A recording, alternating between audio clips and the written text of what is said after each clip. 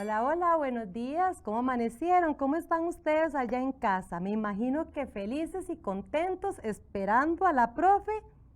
Ajá, la profe Ana, su profesora de Estudios Sociales y de Educación Cívica. Hoy vamos a saludar a Iris, que también nos está acompañando y nos está ayudando para que todos entendamos la clase. Que estoy segura, que estás aprendiendo muchísimo allá en casa.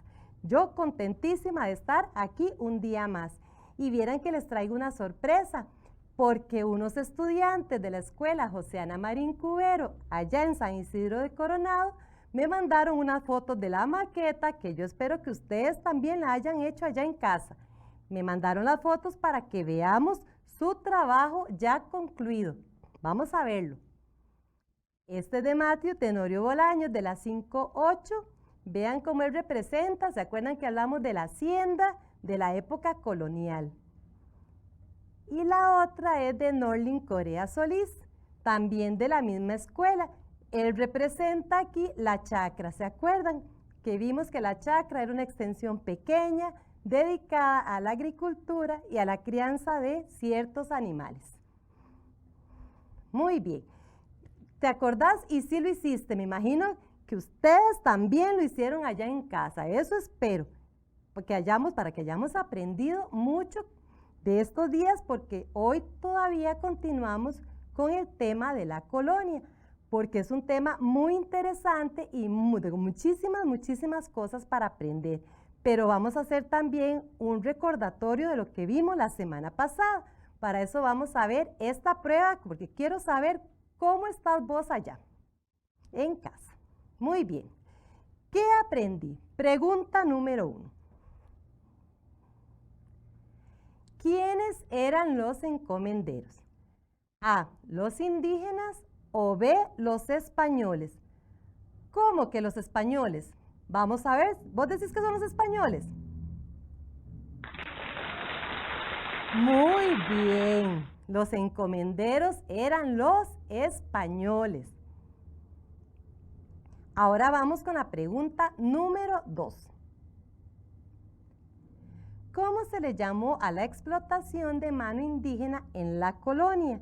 ¿Se le llamó encomienda o se le llamó conquista? Conquista. Vamos a ver. ¡Ay, no! Hay que seguir intentando.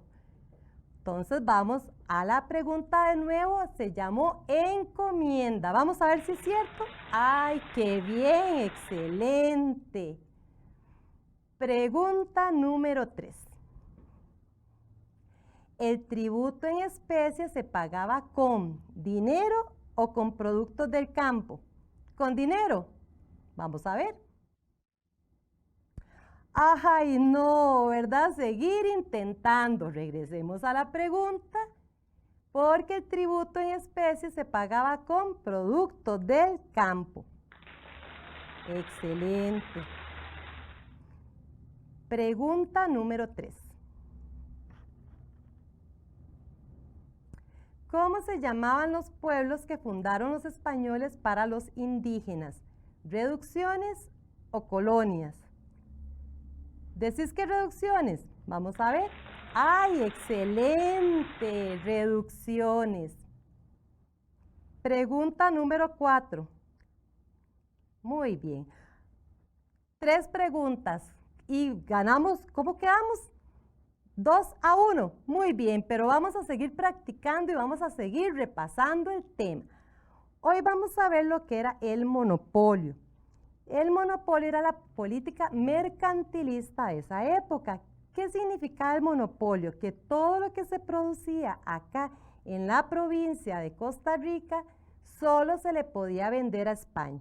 No había otra opción. Todo lo que teníamos acá, solo los españoles lo podían comprar. Vamos a ver este video para que les quede claro lo que era el monopolio en ese momento. Uno de los mayores intereses de los españoles era extraer las riquezas del continente americano. Para hacerlo, establecieron un sistema monopólico. ¿Qué quiere decir monopolio? Que todo comercio, salida y entrada de productos de las colonias era pura y exclusivamente hacia y desde España. Esto le daba muchas ventajas a los españoles. Por un lado, les permitía un buen control sobre la recaudación de impuestos de los metales preciosos. Y por el otro, tenía el control del precio de los productos que eran enviados a las colonias. Esto generaba un malestar en los residentes americanos, ya que debían pagar un sobreprecio por algunos productos.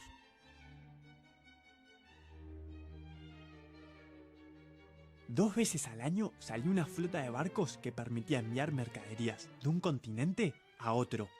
Esta flota consistía de varios barcos mercantes protegidos por galeones, grandes barcos de guerra. De esta forma evitaban los ataques de barcos piratas. Los barcos que partían de España se dirigían al Caribe. Luego, algunos iban hacia Veracruz en México y otros a Portobelo en Panamá. De ahí se cargaban las mercaderías en mulas y se las cruzaba hasta el Océano Pacífico, donde se volvían a cargar en barcos que se dirigían hacia el puerto de Lima. Finalmente, eran transportadas una vez más en mulas hacia los diferentes pueblos. Este largo viaje era muy caro y hacía que los precios de los productos lleguen hasta las nubes. Muy bien, ahora yo creo que sí te quedó clarísimo lo que es el monopolio o lo que era el monopolio en ese momento, porque hoy en día pues tiene otra connotación. Es importante que analices lo que vimos en el video y te cuento, a ver si te acordás, porque esto también lo vimos la semana pasada, lo que era el cacao. ¿Se acuerdan que el cacao se producía en Matina, allá en el Caribe, en la parte de Limón? El cacao vino a ser un producto muy importante en esa época porque en la provincia de Costa Rica se producían 3 cosas nada más, que era lo que podíamos venderle a España. Así que quiero que le pongas atención a este video para que te quede claro qué era lo que se comerciaba en esa época. Las relaciones comerciales en la época colonial.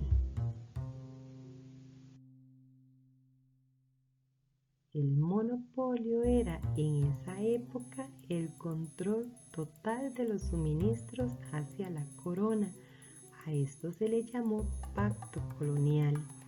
En ese entonces la actividad comercial estaba completamente en manos de los españoles peninsulares y criollos, pero controlada por la corona española, ya que solo se le podía vender a este país.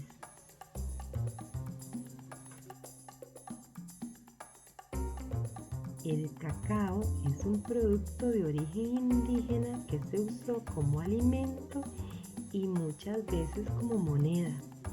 Las plantaciones de cacao se dieron específicamente en Matina y le pertenecían a las familias que radicaban en Cartago, y estas iban a los cacaotales solamente 2 veces al año a recoger la producción.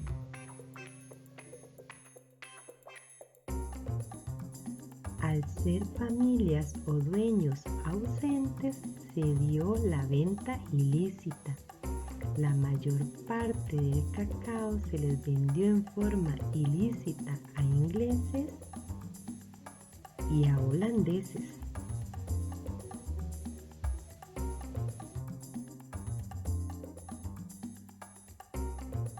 Ferias de Matina. Aquí fue donde se dio el intercambio entre cacao y utensilios para la agricultura, telas y utensilios de uso doméstico. Así se iniciaron las ferias de Matina. Matina se convirtió en una región muy insegura debido a la incursión de los piratas, quienes llegaban a asaltar, robarse el cacao y en algunos casos a los afrodescendientes para venderlos como esclavos. El camino de mulas dio inicio cuando éstas eran criadas en Guatemala y transportadas a través de nuestro país y pasando por Nicoya y Esparza con destino a Chiriquí.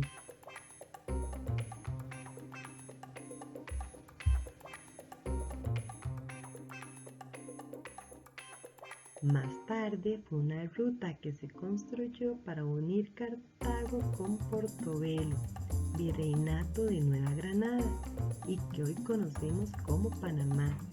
Eran caravanas terrestres que transportaban los productos que se comercializaban en esa época.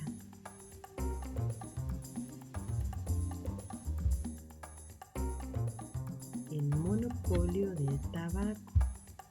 Este fue un derecho concedido por la corona a Costa Rica para explotar exclusivamente este cultivo, mismo que se desarrolló en el oeste del Valle Central y que contribuyó al auge económico de esta zona. Muy bien, vimos dos productos, ¿verdad? El cacao y el tabaco, pero en realidad eran tres. Uno que se llamaba o se llama el añil, que es la planta de añil. Eso fue un tinte muy utilizado en la época colonial y muy cotizado por los españoles, que como te acordás, te dije que nosotros teníamos un monopolio con ellos y a eso se llamó el pacto colonial y utilizaban tres puertos principalmente, que era el de Veracruz en México, Portobelo en Panamá y el de Cartagena de Indias. Esos eran los puertos principales. Pero ahora quiero que vean este video del añil para que les quede muy claro qué es, cómo se extrae y cómo se utiliza. Pónganle atención y aquí los espero.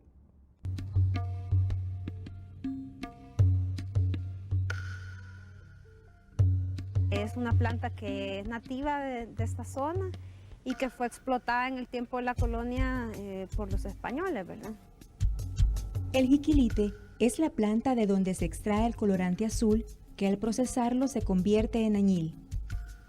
Esta planta nativa de América fue utilizada por las comunidades prehispánicas para teñir las vestimentas sacerdotales y de los señores nobles. Esta es una especie que se desarrolla de manera silvestre en climas calientes y en los suelos de menor calidad.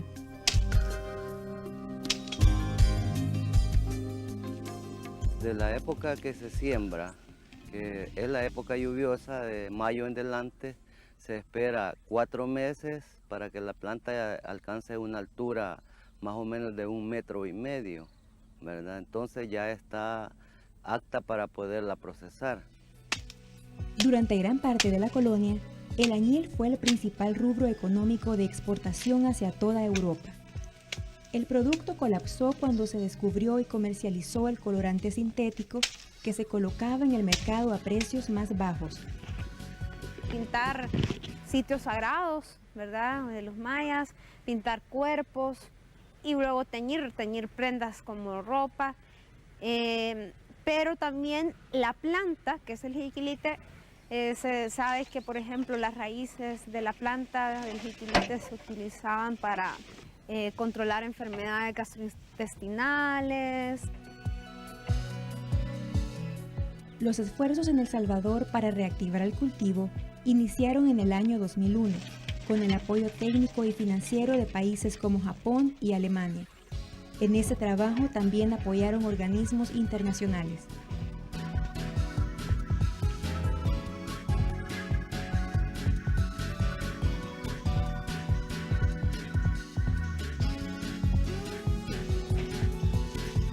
Un factor que podría traer más empleo a nuestro país, ¿verdad? Para salir tal vez de lo que es la situación económica en la que vivimos. El valor de que sea un producto natural, biodegradable, que es un producto que tiene un valor cultural histórico muy importante, ¿verdad? Que es un producto que promueve la agricultura.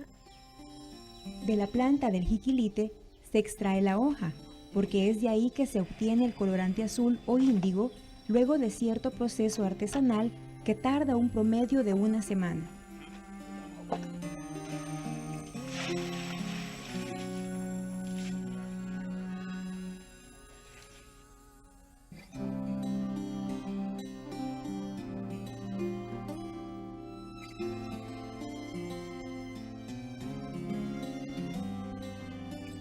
Lo que es el cultivo del añil, usted lo corta y en el año puede sacar 2 cosechas.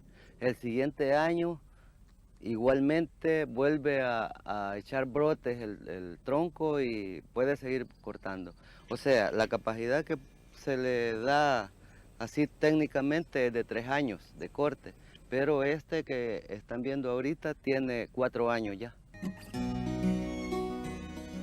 Las prendas con colorante natural están teniendo demanda en el mercado local e internacional, e incluso se están explorando otras alternativas de uso de este producto en la industria de los cosméticos.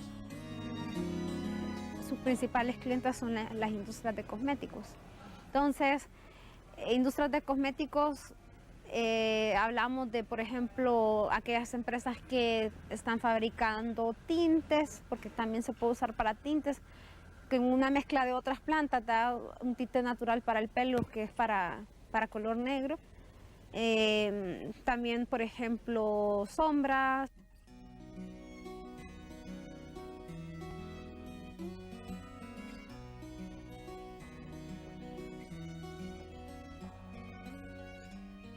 Lo que es el kilo del añil se está vendiendo por el grado de índigo que tiene, porque esa es la calidad del añil, porque hay añil que le sale de 25, de 30 grados de índigo, y alguno que sale de 40, 45, 50 y hasta de 60 grados de índigo. Entonces, en base al grado de índigo, así es la calidad y así es el precio. A nivel local, el kilo de añil o índigo se vende entre los 40 y 50 dólares, pero el reto es encontrar nuevos mercados que permita a los productores aumentar la producción y alcanzar un mejor precio.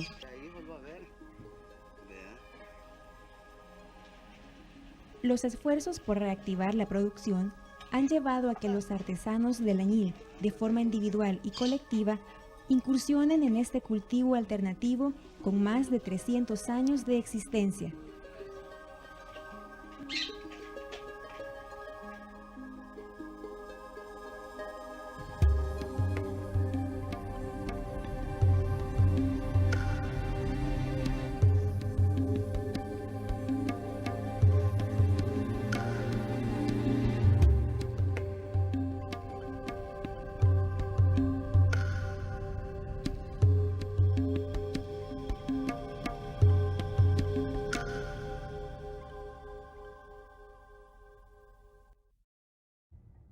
¿Vieron qué interesante? ¿Conocían ustedes este proceso o esta planta? A lo mejor algunos sí, ¿verdad? Y otros no. Es muy bonito observar todas estas cosas porque así era como se teñía en aquella época. ¿Se acuerdan que con lo del monopolio la gente solo le podía vender a España? Entonces, ¿qué pasaba? ¿Se acuerdan de los piratas? Ellos venían a asaltar aquí porque querían robarse tanto el cacao, que en ese momento era muy valioso, como también algunos otros productos que habían en esa época. Ahora quiero que veamos este cuadro comparativo, esta infografía, para que te quede claro cómo era en la época colonial y cómo es en el día de hoy. Vamos a ver. Muy bien, dice relaciones económicas en la colonia y en la actualidad. En la colonia, ¿cuáles eran los productos? Vamos a ver. En la colonia los productos eran 3, cacao, tabaco y añil. ¿Cuál era el transporte? El transporte era a través del camino de mulas o marítima, que era por matina. Y tenemos la forma de pago. ¿Cuál era el medio de pago en esa época? ¿Se acuerdan? El trueque. Porque en esa época no había dinero, lo que había era una forma de intercambio de productos. Y el cacao que también se utilizó como moneda. Ustedes me van a decir, uy, profe, qué bonito, ¿verdad? Uno sembraba el árbol y tenía el dinero. Bueno, pues más o menos fue así, ¿verdad? El cacao tuvo mucho valor en esa época. Ahora lo vamos a ver con respecto a la actualidad. Volvemos que los productos en la colonia eran el cacao, el tabaco y el añil, y hoy se exportan más de 3.500 productos. Vean la diferencia, ¿verdad? En esa época eran solo 3. ¿Cuál era el transporte? Como les recuerdo, se transportaba a través del camino de mulas. y hoy el transporte es aéreo, terrestre o marítimo. Tenemos cualquiera de las tres formas, ya sea por avión, el terrestre se utiliza mucho, ya sea los tráiler o en algunos otros lugares a través del tren, y marítima, que es a través de los barcos. Medio de pago en la colonia era el trueque y el cacao. En esa época, hoy en día, pagamos con colones y con dólares. ¿Vieron la diferencia? Es muy importante que recuerden todo lo que sucedía en la época colonial, cómo era que se vivía. Cómo era que se vivía en ese entonces, ¿verdad? Vean qué simple y qué poquito lo que producían. Recuerden que en la chacra se producía nada más lo que se consumía en ese momento. Por eso se le llamó economía de subsistencia. ¿Se acuerdan que yo les conté que si querían hacer unas tortillas, pues entonces se iban a la chacra, recogían los elotes y ahí los molían y hacían las tortillas? Y si no había elotes, no se comía tortillas. Esa era la forma, ¿verdad? También los frijoles, las gallinas, ¿se acuerdan que lo vimos la semana pasada y que muchos de ustedes hicieron la tarea que les dejó la profe Ana, de hacer la maqueta para que tuviéramos presente cómo era la forma de subsistencia en ese momento? Así que hoy vean la diferencia tan interesante entre lo que es el tabaco, el cacao y el añil y los 3.500 productos que se exportan hoy en día. Ahora quiero que recordemos otra parte que les había enseñado, que eran los cabildos. ¿Se acuerdan lo que eran los cabildos? Los cabildos fueron los que les dieron origen a las municipalidades de hoy en día. Los cabildos se dedicaban al ornato, a la limpieza y algunas otras actividades en ese momento. Pero habían dos tipos de cabildos. Uno era el cabildo cerrado, que era cuando se reunían los integrantes en la sala o en el lugar que tenían y ahí decidían qué iban a hacer, cómo iban a trabajar, qué era lo que iban a hacer en ese día. Y a otro se le llamó el cabildo abierto. ¿Qué significó el cabildo abierto? El cabildo abierto era cuando se convocaba a todo el pueblo para tomar las decisiones en conjunto, cuando ya eran decisiones muy importantes. Claro, en ese momento era poca la gente que vivía en los pueblos, entonces era muy fácil convocar a las personas y escuchar a cada uno lo que tenían que decir. Hablaban sobre la situación, qué les gustaba, qué les parecía, con qué no estaban de acuerdo y ciertas decisiones que eran importantes y que le competían a todo el pueblo. A eso se le llamó cabildo abierto. Ahora quiero que hagas o que penses en una carta que le vas a hacer al cabildo, si vivieras en esa época colonial. ¿Cómo crees vos que vivía la gente ahí? ¿Cómo se sentían? Que solo le podían vender a una persona. Es como que vos llegues a la pulpería y le digas, no, solo le podemos vender a la familia tal. A nadie más se le puede vender. ¿Se imaginan ustedes que uno quisiera adquirir algún producto y que le digan que no? Eso era lo que sucedía en esa época. ¿Cómo creen entonces ustedes que esa gente se sentía en ese momento? Ahora se van a sentar y con el cuadernito ahí y el lápiz se van a poner a escribir. ¿Qué creen ustedes? ¿Cómo se sentía la gente en ese momento? Y que si ustedes pudieran ir al cabildo, vamos a imaginarnos, porque para todo existe la imaginación. Podemos irnos a la colonia, vamos al cabildo y hacemos una carta, pensando en cuál era la situación de ese momento de la sociedad de ese entonces. ¿Cómo crees que se sentía? ¿Qué pensaban los zambos, por ejemplo? ¿Cómo se sentían los afrodescendientes? Inclusive los criollos. ¿Se acuerdan quiénes eran los criollos? Los criollos eran hijos de españoles nacidos aquí en esta tierra, pero que ellos no tenían los mismos beneficios que tenían los españoles que habían venido de la España ibérica. Eso es importantísimo que ustedes lo recuerden, porque ellos tampoco estaban contentos con la situación que tenían aquí, porque no tenían tantos beneficios como tenían sus papás, por ejemplo. Entonces quiero que ustedes hagan esa carta pensando en cómo se sentían, inclusive los indígenas. ¿Se acuerdan el cuento de la semana pasada de Juan y José? Que ellos vivían allá en la montaña, en su casita, en su chacra tal vez. ¿Y qué pasó? ¿Qué hicieron los españoles? Que se los trajeron. ¿Por qué? Porque eran los encomenderos y ellos ocupaban tenerlos cerca para que los indígenas pagaran los tributos. ¿Se acuerdan de todo lo que aprendimos la semana pasada? Me imagino que lo han anotado. También hicimos un portafolio. ¿Se acuerdan del portafolio?